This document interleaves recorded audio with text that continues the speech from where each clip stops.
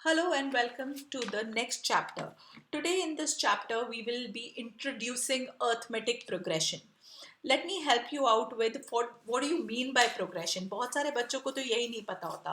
पहली चीज सीक्वेंस क्या होता है. सीक्वेंस एक फाइनाइट या इनफाइनाइट लिस्ट ऑफ नंबर्स होता है जो कुछ सर्टन पैटर्न फॉलो करता है. क्योंकि ये and it is not related to any mathematical formula. ठीक है, इसमें आप कोई मैथमेटिकल फॉर्मूला नहीं लगा सकते, लेकिन एक लॉजिकल पैटर्न पे ये वर्क करता है. जैसे 1 2 3 4 5 and so on is the infinite sequence of natural numbers. ये नेचुरल नंबर्स होते हैं. सीरीज क्या होता है. अगर हम सीक्वेंस में प्लस का साइन सम कर देते हैं तो उसे हम सीरीज बोल देते हैं.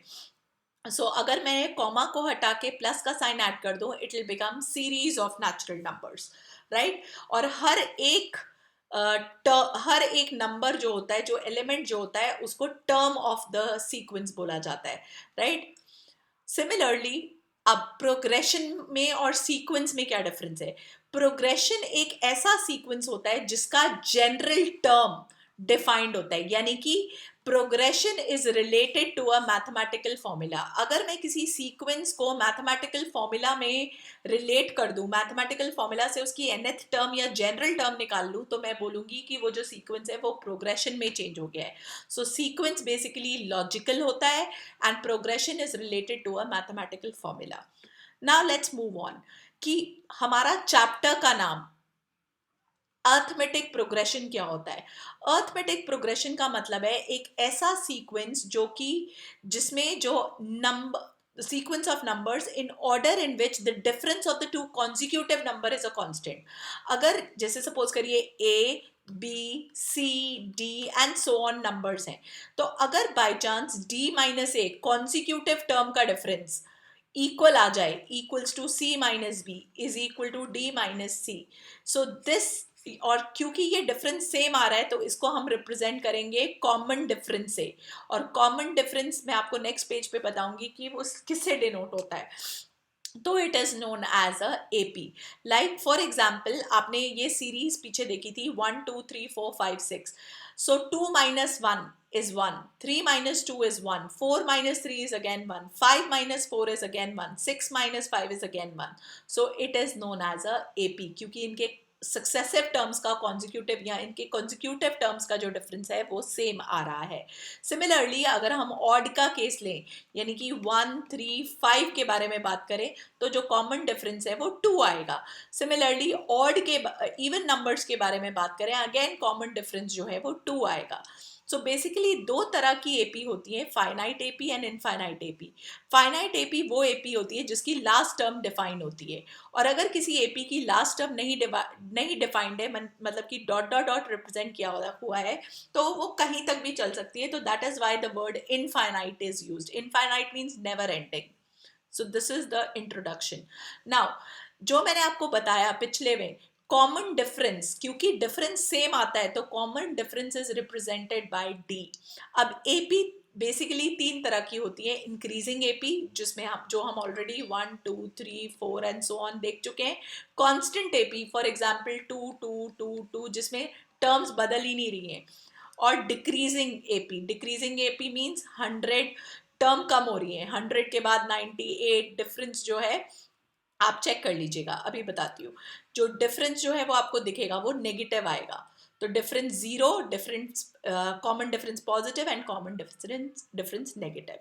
Now let's move on to our first exercise 5.1, question number 1. suppose we have to do, हमें चेक करना है कि कौन सा ये जो केस है वो एपी है या नहीं है. Let's talk about taxi fare. जो टैक्सी फेयर फर्स्ट किलोमीटर के लिए, for the first kilometer, the taxi fare is rupees 15. For second kilometer, it says that it is increasing. So rupees 15 plus 8. So 15 plus 5 is 20. 20 plus 3 is 23. So this is rupees 23. Then for the third kilometer, जब वो third kilometer भी cover कर लेता है, that is 23 plus 8. So again add करके देखिए, 8 plus 3 is 11, 31. So now check. हमारा 15, 23, 31 ये सीरीज बनी है. इसके बाद अगर ये सीरीज है तो हाउ टू चेक कि कॉमन डिफरेंस सेम है कि नहीं. 23 माइनस 15 चेक करो कितना आएगा 8। क्या 31 minus 23 भी सेम आएगा 8? यस आएगा. So therefore since the common difference is same, so therefore 23 minus 15 is equal to 31 minus 23 equals to D. So therefore it is an AP. Right? This is the first case. Let's talk about the second scenario. The amount of air present in the cylinder when a vacuum pump removes 1/4 of the air remaining in the cylinder at a time. अब हमें यही नहीं पता कि cylinder में air कितनी है. So let air in the cylinder equals to X units. So first time जब मैंने पंप यूज किया तो उसने बोला कि उसमें से 1/4 ऑफ द एयर रिमूव हो गई, तो air left will be x minus x/4 यानी कि 3x/4 आफ्टर टेकिंग LCM. जब मैंने सेकेंड टाइम पंप यूज किया, नाउ जो एयर लेफ्ट है दैट विल बी इनिशियली इतनी थी माइनस इसका 1/4. जो बची है उसी में से तो आप 1/4 हटाओगे, तो जो बची हुई एयर थी वो था 3x/4. अब अगेन टाइम वाली ट्रिक कि टाइम कैसे सेव करना है. 3x/4 कॉमन ले लेना है, तो अंदर 1 minus 1/4 बचा, यानी कि क्या आया 3x/4 इंटू एलसीएम लेके 3/4. सो यानी कि 9x/4 4 16. तो अब जो एयर लेफ्ट है that is this. Now check x 3x/4 and 9x/16. Check करते हैं डिफरेंस सेम आ रहा है कि नहीं. 3x/4 माइनस x, चेक करिएगा डिफरेंस, माइनस x/4 आया. वेराज अगर मैं 9x/16 माइनस 3x/4 करती हूँ आफ्टर टेकिंग एलसीएम 16, सो यहाँ 9x माइनस 4 3 12x, यानी कि क्या आया 9 में से 12 गया माइनस 3x/16. सो क्या minus x/4 and minus 3x/16 same है? No. So it is not an AP. So this is how you will do the situational question.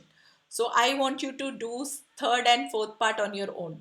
Now, again a very simple question. Question number 2. Find the first 4 terms of an AP when the first term and the common difference is given. अगर first term 10 है and common difference भी 10 है, तो second term यानी कि A2, suppose करो second term को A2, don't you think it will be A plus D? Then the third term will be A plus 2D. Then the fourth term will be A plus 3D. Right? This is how we'll find out the first 4 terms. First term given थी and D given है. तो again, can I say अगर general AP को एक general AP को represent करना है जिसकी first term is denoted by A and common difference is denoted by D. So the AP will be A plus D, A plus 2D, A plus 3D, so on.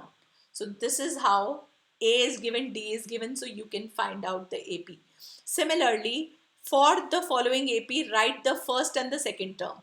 So third question का अगर first part करना है, this was second question first part, and rest questions you will do it as it is.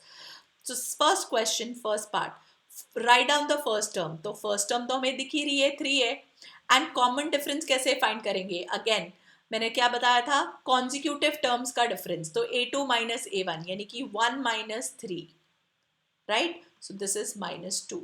So negative आया तो it is a decreasing AP, तो आपको दिख रहा है कि वो AP decrease हो रहा है, right?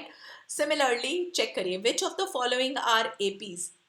In the if in the form of AP, calculate the common difference and write the next 3 more, write the more 3 terms, right? So how will you do question number 4? Again a very simple process, same logic will be used. पहले check कैसे करना है कि AP है कि नहीं. आप check कर लीजिए A2 minus A1, तो क्या आएगा 4 minus 2 2. चेक करिए A3 minus A2, third term minus second term, यानी कि 8 minus 4 क्या आएगा, 8 minus 4 is 4. तो क्या a2 माइनस a1 इक्वल है a3 माइनस a2 के? No, right? So therefore it is not an AP, right? This is how you will do. So इसमें गलती कहाँ हो जाती है? जैसे फिफ्थ पार्ट में कई बच्चे गलती कर देते हैं, 3 plus root 2 and so on terms हैं। तो अगर a2 माइनस a1 फाइंड करोगे तो 3 प्लस रूट 2 -3, सो 3 कैंसिल, आंसर आया √2। a3 माइनस a2 फाइंड करोगे तो आएगा 3 प्लस 2 √2 -3 प्लस √2। क्योंकि वो ब्रैकेट में नहीं लिखते दो टर्म को, तो वो क्या करते हैं, 3 प्लस 2 √2 -3 कर देते हैं, लेकिन क्योंकि यहाँ माइनस साइन आना चाहिए, लेकिन वो इस यहाँ माइनस की जगह प्लस लिख देते हैं, तो यहाँ गलती हो जाती है। तो ये आपको याद रखना है। तो ये भी √2 आया। So yes, it is a AP, right? Why? क्योंकि a2 माइनस a1 इक्वल आया है a3 माइनस a2 के, equals to common difference. So first term, second term, third term, fourth term given है, तो हमें नेक्स्ट 3 टर्म्स, फोर्थ के बाद next 3 terms find करनी है, यानी कि fifth term and sixth term and seventh term. So don't you think जो मैंने आपको जनरल वाला मेथड लिखाया था, तो a5 क्या होगी, a+4d, या आप ये भी लिख सकते हो, अगर आप ऐसे भूल गए हो तो a4 में d ऐड कर दो, a6 क्या होगा, a5 में d ऐड कर दो, और a7 क्या होगा, a6 में d ऐड कर दो। So this is how you will get the next term. So can I say for this question a5 will be 3 + 3 √2 plus d, जो कि √2 आया है, यानी कि 3 + 4 √2. Similarly a5 will be a6 will be a5 plus d, that is 3 + 5 √2, and a7 will be 3 + 5 √2 plus √2, यानी कि 3 + 6 √2. So this is how you will do this, right? All the parts can be done in the same way. यहाँ पे बस यहाँ पे गलती नहीं करनी, इसको पहले फैक्टराइज कर लेना है। What do you mean factorise? ये तो √2 है, लेकिन क्या मैं √8 को क्या मैं लिख सकती हूँ 2 √2? सिमिलरली 18 को 2 9s are 3 3s are. Can I write as 3 √2? Similarly 32 को 4 √2 and so on. Now you will see that it is a AP. तो कभी भी अगर अंदर नंबर बड़े हैं तो याद रखिएगा उसको फैक्टराइज करके उसके बाद चेक करना है. So this is all about the first exercise. In the second exercise, we will derive general term and we will continue with the next exercise. So stay tuned for the next video. See you all. Bye.